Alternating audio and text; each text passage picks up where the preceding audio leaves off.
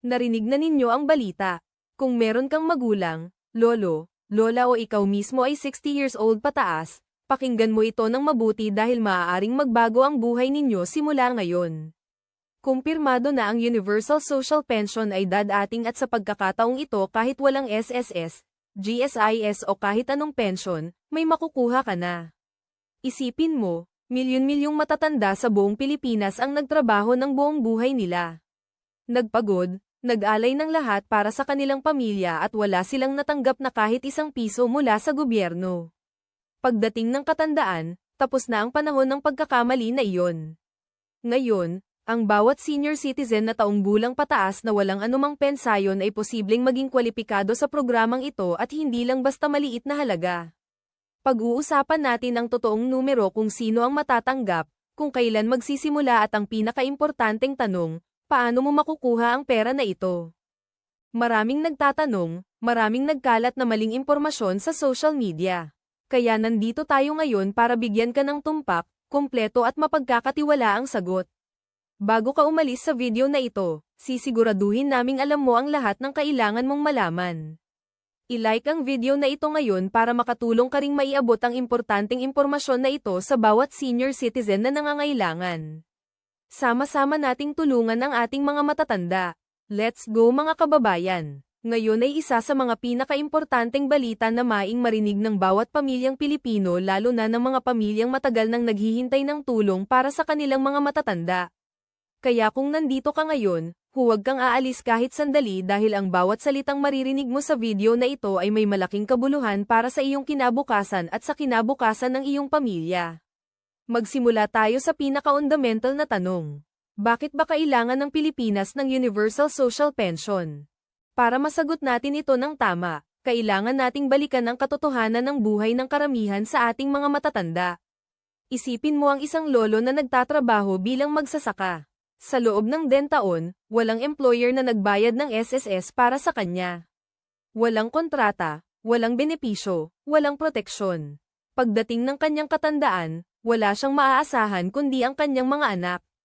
At kung wala siyang anak na may kakayahang tumulong, nag-iisa na lang siya sa kanyang paghihirap. Ito ang katotohanan ng milyon-milyong matatanda sa ating bansa at ito mismo ang problemang layunin ng Universal Social Pension na ayusin ng tuluyan. Ayon sa mga pinakabagong datos, halos pit ng mga matatanda sa Pilipinas na may edad anong taon pataas ay walang anumang regular na pensayon. Ibig sabihin sa bawat temel o lola na nakikita mo sa iyong paligid, 7 katao sa kanila ay araw-araw na namumuhay ng walang garantisadong kita. Ito ay hindi lang isang estadistika. Ito ay isang krisis na matagal nang umiiral sa ating lipunan. At ngayon ay may ginagawa na tayong ketong hakbang upang tugunan ito. Ngayon bago natin talakayin ang lahat ng detalye ng programang ito, nais kong linawin ang isang bagay na maaaring nakakalito sa marami sa inyo. May pagkakaiba ang Social Pension Program na kasalukuyang tumatakbo sa ilalim ng DSWD ang Pantawid Pamilyang Pilipino Program or APATP. Kung ang Universal Social Pension na pinag-uusapan natin ngayon, ang kasalukuyang programa ay limitado lamang at may mga kondisyon na kailangang matugunan. Ang Universal Social Pension sa kabilang banda ay layuning palawakin ang saklaw upang maabot ang lahat o halos lahat ng mga matatandang walang pensayon sa bansa. Iyon ang salitang universal, pangkalahatan, malawak at inklusibo. Kaya paano ito gagawin? Ayon sa mga panukalang pinag-uusapan sa ating Kongreso at sa iba't ibang ahensya ng gobyerno, ang layunin ay magbigay ng regular na halaga ng pera sa bawat senior citizen named taon pataas na hindi kasalukuyang nakatanggap ng anumang pensayon mula sa SSS, GSIS o anumang katulad na ahensya. Hindi ito isang beses na tulong lamang.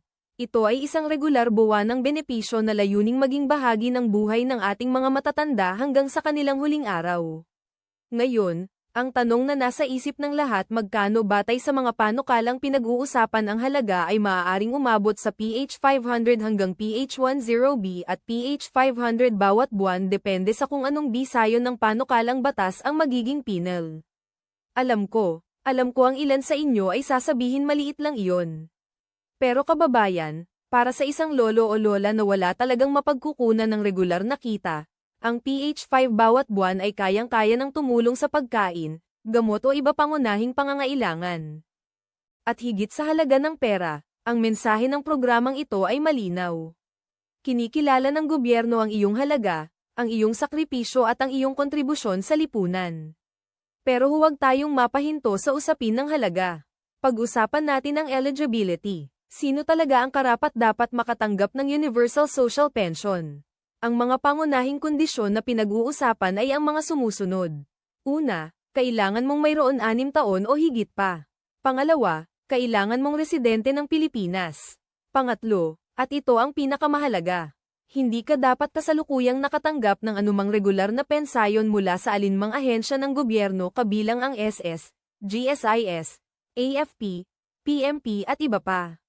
At pang-apat, kailangan mong mapatunayan na wala kang sapat na kabuhayan na nagmumula sa ibang pinagkukunan. Ngayon, marami ang nagtatanong paano kung ang aking asawa ay may SSS pension makakatanggap pa rin ba ako?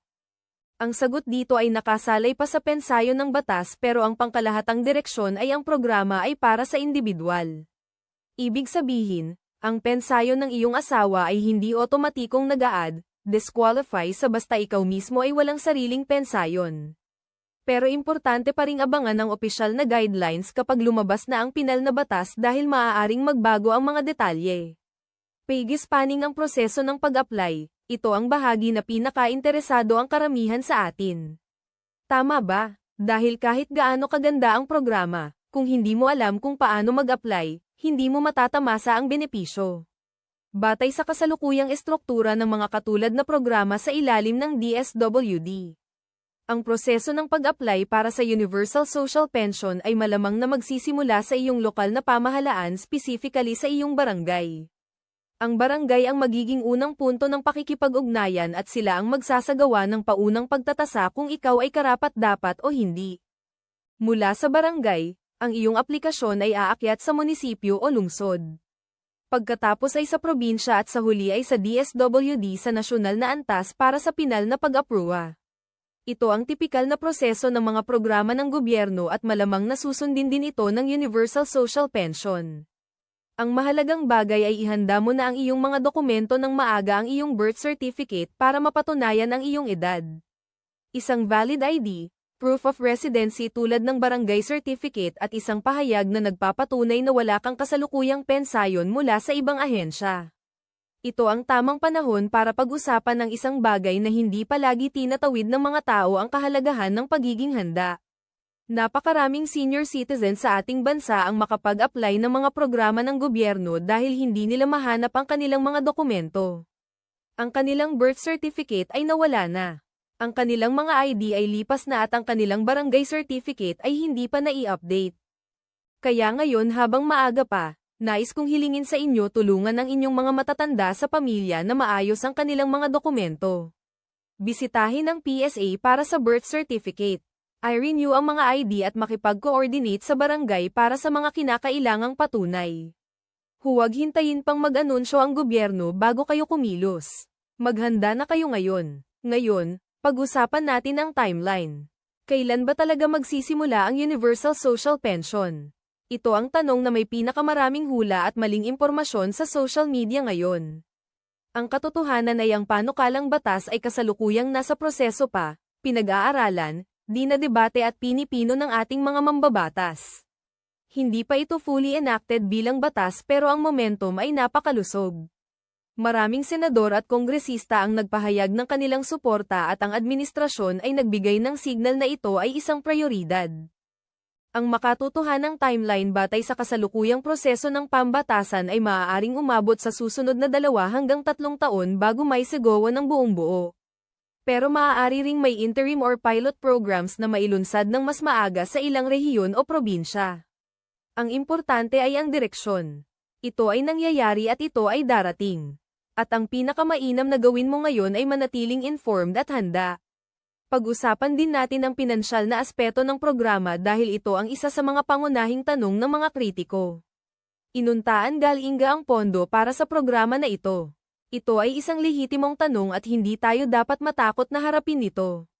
Ang gobyerno ay nagbalangkas ng iba't ibang pinagmumulan ng pondo para suportahan ang programa kabilang ang relocation ng ilang bahagi ng pambansang budget, ang paggamit ng revenues mula sa iba't ibang pagbubuwis at ang posibleng tulong mula sa international na mga organisasyon na nagsusuporta sa social protection program sa buong mundo.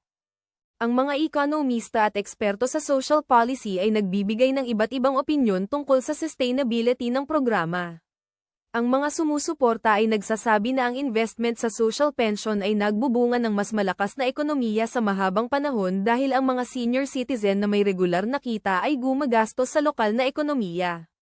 Nakakatulong sa kanilang mga pamilya at nababawasan ang pangangailangan ng mas mahal na panlipunang serbisyo sa hinaharap. Ang mga nag-aalala naman ay nagtuturo sa malaking gastos ng programa at ang pangangailangan ng matibay na sistema ng pamamahala upang maiwasan ang korupsyon at maling pagtutugon ng pondo. Ngunit higit sa mga numero at debate, nais kong ibalik tayo sa katotohanan ng buhay ng ating mga matatanda. Kilala ko ang isang matandang babae. Tatawagan natin siyang Aling Maria na 70 taong gulang na naninirahan sa isang maliit na baryo sa Visayas. Buong buhay niyang ginugol ang pag-aalaga sa kanyang 6 na anak. Nagtitinda ng gulay sa palengke. Naglalaba para sa mga kapitbahay. Nagtatrabaho ng walang pahinga. Ngayon ang kanyang mga anak ay nagtatrabaho din. Ilang nasa ibang bansa, ilang nandito sa Pilipinas at nagpapadala ng pera kung kayang-kaya. Pero si Aling Maria ay nararamdaman ang bigat ng pagiging pabigat sa kanyang mga anak. Ayaw ko nang humihingi, sabi niya. Gusto ko sanang may sarili akong pera. Ang Universal Social Pension ay para kay Aling Maria. Para sa kanyang dignidad, para sa kanyang kalayaan, para sa kanyang karapatan. Bilang isang mamamayang nagbigay ng buong buhay niya para sa kanyang pamilya at sa ating lipunan. Ngayon, nais ko ring pag-usapan ang papel ng mga lokal na pamahalaan sa programa na ito. Hindi lang ang pambansang gobyerno ang responsable. Ang mga lokal na pamahalaan mula sa barangay hanggang sa probinsya ay may malaking papel na ginagampanan. Sila ang nasa unahan. Sila ang nakakakita kung sino ang tunay na nangangailangan at sila ang may kakayahang maabot ang mga matatandang naninirahan sa mga malalayong lugar na hindi madaling ma-access ng mga serbisyo ng nasyonal na gobyerno. Kaya naman kung ikaw ay isang barangay official o isang miyembro ng lokal na pamahalaan na nanood ng video na ito ngayon, may mensahe ako para sa'yo. Ang iyong papel sa pagpapatupad ng programang ito ay hindi mapapaliit. Kayo ang tulay sa pagitan ng batas at ng buhay ng inyong mga constituents. Maging handa mag-aral ng programa at siguraduhing walang deserving senior citizen sa inyong komunidad ang may iwan. Para naman sa mga anak, apo o kamag-anak ng mga senior citizens, nais ko rin kayong kausapin ng direkta. Alam kong marami sa inyo ang nagtatrabaho ng husto para masuportahan ang inyong mga magulang o lolo at lola. Ang Universal Social Pension ay hindi ibig sabihing titigil na kayo sa pag-aalaga sa kanila. Ito ay isang tulong, isang supplemental income na magbibigay ng karagdagang dignidad at seguridad sa inyong mga mahal sa buhay at para sa inyo na nasa abroad na nagpapadala ng remittances para suportahan ang inyong pamilya. Ang programang ito ay isang paraan ng gobyerno na makiisa sa inyong sakripisyo na sabihin sa inyo na hindi kayo nag-iisa sa pag-aalaga sa inyong mga namatatanda.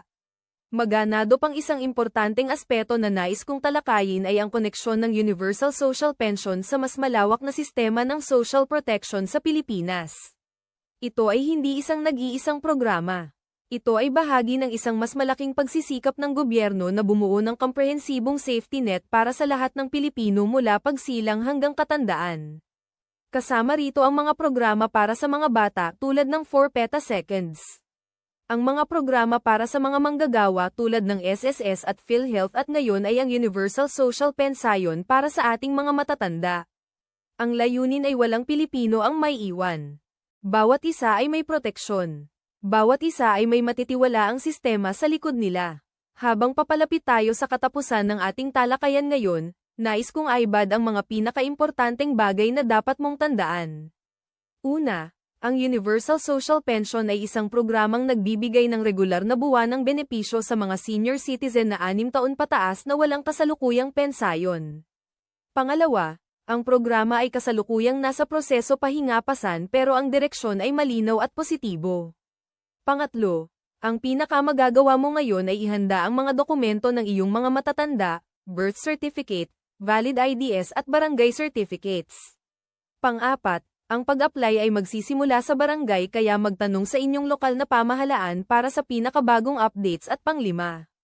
At ito ang pinakamahalaga. Huwag maniwala sa lahat ng inyong nababasa sa social media. Maraming maling impormasyon. Maraming nagmamanipula ng mga balita para sa sariling interest. Magtiwala sa mga opisyal na anyo mula sa DSWD sa Kongreso at sa Pangulo. Kababayan, ang Universal Social Pension ay hindi lang isang programa ng gobyerno. Ito ay isang pangako ng ating lipunan na ang pagtanda ay hindi katumbas ng pagiging malilimutan na ang sakripisyo ng isang buong buhay ng trabaho at pagmamahal ay may katumbas na dignidad at seguridad sa katusan. Ito ang uri ng lipunan na gusto nating itayo. Isang lipunang nagmamalasakit sa lahat lalo na sa mga pinakamahina at pinakaangailangan. Kaya sa bawat isa sa inyo na nanunood ngayon, sa mga anak na nag-aalala sa kanilang mga magulang, sa mga apo na nagmamahal sa kanilang mga lolo at lola, sa mga matatanda mismo na nagtataka kung may pag-asa pa sa kanila. Ang sagot ay oo, may pag-asa at ang pag-asang iyon ay nagiging katotohanan ngayon. Isang hakbang sa isang pagkakataon. Patuloy tayong mag-abang sa mga opisyal na NEO. Patuloy tayong makiisa sa talakayan. At huwag kalimutang ibahagi ang video na ito sa inyong mga kaibigan at pamilya lalo na sa mga may matatandang kamag-anak na maaaring makinabang sa programang ito. Ang impormasyon ay kapangyarihan at sa pamamagitan ng pagbabahagi ikaw ay nagiging bahagi ng solusyon. Salamat sa inyong oras kababayan. Hanggang sa susunod.